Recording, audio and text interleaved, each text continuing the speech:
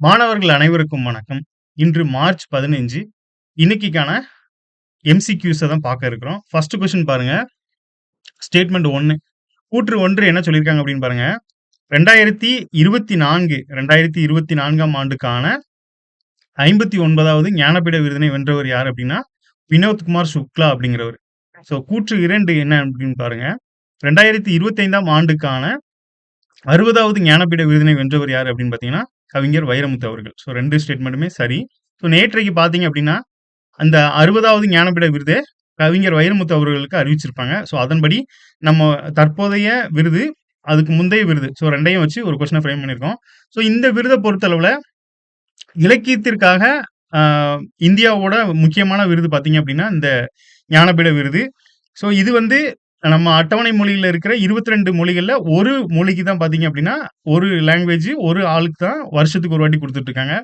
So இந்த வகையில் இது ஒரு முக்கியத்துவம் பெறுது. அடுத்ததா பார்த்தோம் அப்படின்னா கவிஞர் வைரமுத்து அவர்கள் பார்த்தீங்கன்னா 37க்கும் மேற்பட்ட நூல்கள் எழுதியிருக்காங்க. ஸோ 40 ஆண்டு கால அவரோட வாழ்க்கை பயணத்துக்கு கிடைச்ச அங்கீகாரமா இந்த ஞானபீட விருதை வந்து பெற்றிருக்கேன் அப்படின்னு சொல்லி நேற்று வந்து பேட்டி கொடுத்திருந்தாங்க. ஸோ இந்த நிலைமையில கூற்று 2மே சரிதான்.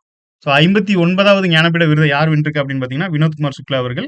60வது ஞானபீட விருதை வென்றவர் யார் அப்படின்னு பார்த்தீங்கன்னா கவிஞர் வைரமுத்து அவர்கள். அடுத்ததா பாருங்க. பாரதிய ஞானபீட ஆய்வு மற்றும் வரலாற்று அமைப்பு தோற்றுவிக்கப்பட்ட ஆண்டு அப்படின்னு சொல்லி கொஸ்டினை கேட்டிருக்காங்க. ஸோ பாரதிய ஞானபீட ஆய்வு, இந்த ஞானபீட விருதை வழங்குற அமைப்பு தான் இந்த பாரதிய ஞானபீட ஆய்வு மற்றும் வரலாற்று அமைப்பு. ஸோ இது எப்போ தோற்றுவித்திருப்பாங்க அப்படின்னு பார்த்தீங்கன்னா 1944லேயே இதை தோற்றுவித்திருப்பாங்க.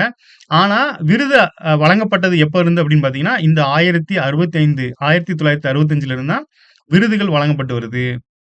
அமைப்பு தோற்றுவிக்கப்பட்டது பார்த்தீங்க அப்படின்னா 1944.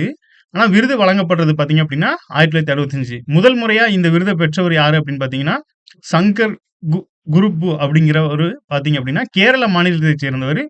சங்கர குருபுரு அப்படிங்கிறவர் கேரள மாநிலத்தை சேர்ந்தவர். அவர் தான் முதல் விருதை இந்த 1965 பெற்றிருப்பாரு. ஸோ இதன்படி தான் பார்த்தீங்க அப்படின்னா 60வது ஞானபீட விருதை தான் தமிழகத்தை சேர்ந்த வைரமுத்து அவர்கள். எத்தனையாவது அப்படின்னு பார்த்தீங்கன்னா தமிழகத்தை சேர்ந்த 3வது நபர். ஸோ ஆல்ரெடி அவங்க ஃபர்ஸ்ட் யார் அப்படின்னு பார்த்தீங்கன்னா அகிலன் வாங்கியிருப்பாங்க. 2வது பார்த்தீங்க அப்படின்னா ஜெயகாந்தன் வாங்கியிருப்பாங்க. 3வது பார்த்தீங்க அப்படின்னா வைரமுத்து அவர்கள் வாங்கியிருக்காங்க. ஸோ இது மாதிரி 3வது தமிழ் இலக்கியவாதியாக வைரமுத்து அவர்கள் இந்த பரிசை வந்து வென்றிருக்காங்க. அடுத்த தேர்ட் கொஸ்டின் பாருங்க. 2026ஆம் ஆண்டுக்கான பிரிக்ஸ் உச்சி மாநாட்டை நடத்த உள்ள நாடு எது அப்படின்னு சொல்லி கேட்டிருக்காங்க. ஸோ 2026ஆம் ஆண்டுக்கான பிரிக்ஸ் உச்சி மாநாட்டை நடத்த உள்ள நாடு எது அப்படின்னு பார்த்தீங்கன்னா இந்தியா தான். ஸோ இந்தியா தான் பார்த்தீங்க அப்படின்னா இந்த பிரிக்ஸ் உச்சி மாநாட்டில் இந்த வருஷத்துக்காக நடத்த இருக்கிறாங்க. ஸோ பிரிக்ஸ் அப்படிங்கிறது பிரேசில், ரஷ்யா, இந்தியா, சீனா, சவுத் ஆப்பிரிக்கா. ஸோ இந்த நாடுகள் இருக்கும். பின்னால நிறைய நாடுகள் வந்து ஆட் ஆயிருக்கும். ஸோ இன்னைக்கு என்ன நியூஸ் இருந்துச்சு அப்படின்னு பார்த்தீங்கன்னா அந்த மேற்காசிய போரை ஒட்டி பிரிக்ஸோட அந்த கூட்டமைப்பு அப்படிங்கிறது ரொம்ப முக்கியம் அப்படின்னு சொல்லி அந்த நியூஸ்ல வந்து இந்த மாதிரி 2 ஸ்டேட்மெண்ட் கொடுத்திருந்தாங்க. என்ன அப்படின்னா தற்போதைய 2026ஆம் ஆண்டுக்கான பிரிக்ஸ் உச்சி மாநாடு வந்து இந்தியா நடத்த இருக்கணும். அடுத்த ஆண்டுக்கான உச்சி மாநாட்டை வந்து சீனா நடத்த இருக்கு அப்படிங்கிற செய்தியும் வந்து இன்னைக்கு நாளிதழில் இடம்பெற்றுருந்துச்சு. அடுத்ததா பாருங்க.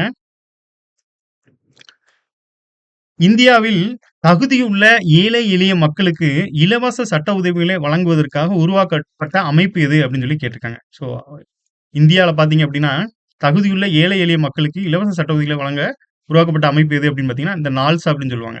இந்த நால்சா பார்த்தீங்க அப்படின்னா 1987 வந்து தொடங்கியிருப்பாங்க. ஸோ இதனோட நோக்கம் என்ன அப்படின்னு பார்த்தீங்கன்னா ஏழை எளிய மக்களுக்கு சட்ட உதவிகளை வழங்குறது தான்.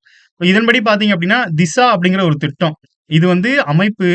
இந்த அமைப்பு உருவாக்கப்பட்டது 1987. ஆனா இதன் கீழ் இயங்குற திசா அப்படிங்கிற ஒரு திட்டம் என்ன அப்படின்னு பாத்தீங்கன்னா இதுவும் இதே நோக்கத்துக்காக தான் செயல்படும். ஆனா குறுகிய காலத்துல 2021 to 26 காலகட்டத்துல இந்த டைம்ல பாத்தீங்க அப்படின்னா ஏழை மக்களுக்கு உதவும் வகையில இந்த திட்டம் உருவாக்கப்பட்டிருக்கு. ஸோ திசா அப்படிங்கிறது ஒரு திட்டம். இது வந்து 2021, 26 காலகட்டத்துல அந்த 5 வருஷத்துக்கு இந்த மக்களுக்கு இலவச சட்ட உதவிகளை வழங்கிட்டு வராங்க அப்படிங்கிற ஒரு விஷயத்தை தெரிஞ்சுக்கோங்க. ஸோ இதன்படி அமைப்பு அப்படின்னு கேட்டாங்கன்னா நால்சா, அதற்கான திட்டம் அப்படின்னு கேட்டாங்க அப்படின்னா திஷா அப்படிங்கிறத தெரிஞ்சுக்கோங்க. அடுத்ததா பாருங்க. சமீபத்தில் பீகார் ஆளுநராக தேர்வு செய்யப்பட்டவர் யார் அப்படின்னு சொல்லி கேட்டிருக்காங்க. ஸோ நெறைய வந்து மாற்றங்கள் நடந்துட்டு இருக்கு. ஸோ அந்த வகையில சமீபத்தில பார்த்திருப்பீங்க. தமிழ்நாடு ஆளுநர் வந்து வெஸ்ட் பெங்கால் போயிருப்பாங்க. அ கேரளாவோட ஆளுநர் வந்து பொறுப்பு ஆளுநரா தமிழ்நாட்டில் நியமிக்கப்பட்டிருக்காங்க. ஸோ அந்த வகையில த சமீபத்தில பார்த்தீங்கன்னா, நேற்றைக்கு வந்து பார்த்தீங்கன்னா, பீகாரோட ஆளுநரா சையது அடா ஹசைனன் அப்படிங்கிறவர் வந்து பொறுப்பேற்றிருக்காங்க. ஸோ அவருக்கு முறைப்படி பீகார் ஸ்டேட்டோட ஹைகோர்ட் ஜட்ஜ் வந்து அவங்களுக்கு பதவி பிரமாணம் செஞ்சு வச்சிருப்பாங்க. ஸோ ஆப்ஷன் ஏல இருக்கிற ஆளுநர் ரவி வந்து வெஸ்ட் பெங்கால் மாநிலத்தில கவர்னரா இருக்காங்க. அ அர்லேக்கர் அவர் வந்து பார்த்திருப்பீங்க. அவர் வந்து கேரளா மாநிலத்தில அ ஆளுநரா இருக்காங்க. தமிழ்நாட்டுக்கு இன்சார்ஜா வந்து பொறுப்பேற்றிருக்காங்க அப்படிங்கிறது குறிப்பிடத்தக்கது. ஸோ நன்றி. மீண்டும் அடுத்த வீடியோல சந்திப்போம்.